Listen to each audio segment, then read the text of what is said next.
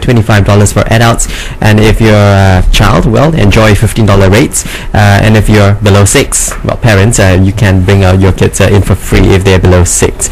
Gates open at 5 p.m. so you just go in there early, get a good seat, and get your picnic basket ready, and the show itself will start closer to 7:30, but there will be a pre-show, and that's something unique, I think, about this year's concert as well, because there will be other dance groups that will be taking to stage. Tell us more about those pre-show performances that start at 6:30.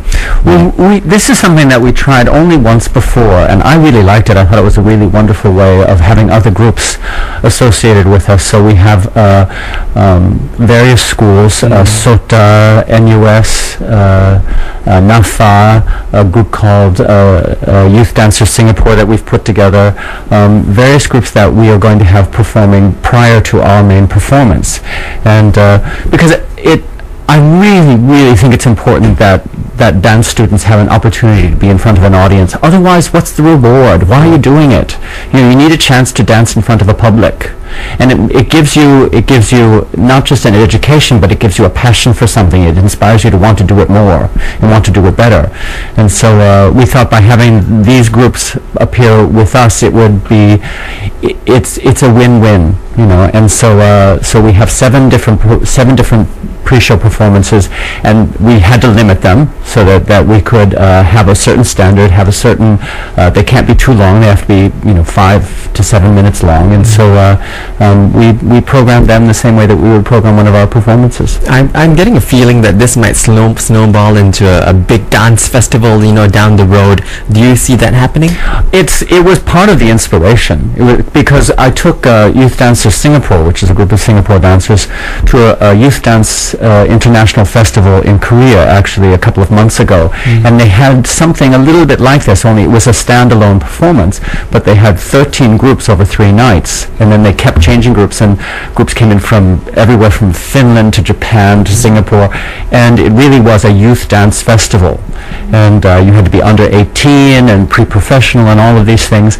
And looking at that, I thought, Singapore doesn't do anything like this, and we're the perfect venue to add this to what we're already doing. So I hope that actually, truthfully, that every time we do Ballet Under the Stars, this can be part of it. Well, other than featuring these youth groups, would the SDT have any plans to work with these youths in different capacities? I'm not sure about that. Youth Dancers Singapore is already part of us in the fact that they're dancers that we have singled out, and they take classes not with Singapore Dance Theatre, but that we sponsor and that we work with. But and I'm on the curriculum committee at NAFA, so I have an attachment to NAFA, and I go and teach over at SOTA. So I'm linked into all of these groups, but one way or another. But I don't know. It's this is the first year. Just getting them on our stage, I think, is a nice thing. Well, of course, like you mentioned right at the start, this is the 15th edition, 15th time that Ballet Under the Stars will be taking place. What's going to be, different? Are you going to feel, differently towards having it in the same place, in the same setting, the same trees staring back at you? No, actually, because we look down at it, because since our studios are right above, we look down at it every single day. It's familiar territory for us, but there are things that are new. For example, there are things that only we're aware of, but the audience isn't aware of. But there's a young dancer who joined the company 2 years ago, Ginny Gan. She's Singaporean. She was trained at Singapore Ballet Academy and then wanted a professional career. So she went to a very, very good school that produces dancers, New Zealand School of Dance. And she came back and joined the company for Swan Lake when we did it about a year and a half ago. And she's progressed enormously through that period of time. And she's going to do her first principal role through a Ballet Under the Stars. So she's going to do the lead in Ramonda. And it's the first time that she's with our company that she's actually performed a principal role.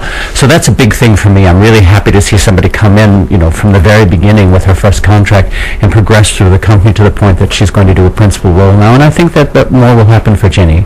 And so, there are very special things that happen. Like in pop, there's a section that features one of the dancers that we've had for a number of years, Sakura, that she's absolutely phenomenal, and everybody everybody's jaw hits the floor when they see her do it. It's the Shirley Bassey song from a movie called There's Something About Mary, called History Repeating, and Sakura is brilliant in it.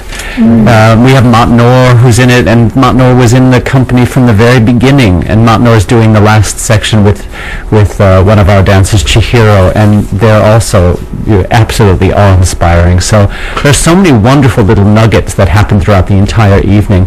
Plus, we're opening the whole thing with 2 years ago. 2 years ago, we did opening celebration for National Day, and we're repeating that piece this year as well. Okay. Right, and that's of course Ballet Under the Stars, and we are hearing from Janek Schergen, who is the Artistic Director of SDT, and that happens this Friday till Sunday, the 17th to the 19th of July from 7:30. Well, pre-show starts at 6:30. Picnic and starts at 5. Yes, that's right, and it's at Fort Canning Green, and our tickets go at 25 and for adults and 15 for children. Well, if you'd like to find out more, do log on to this website, www.singaporedancetheatre.com, for more information. Well, thank you so much, Janek, for coming down to share with us today. Thank you very much for having me.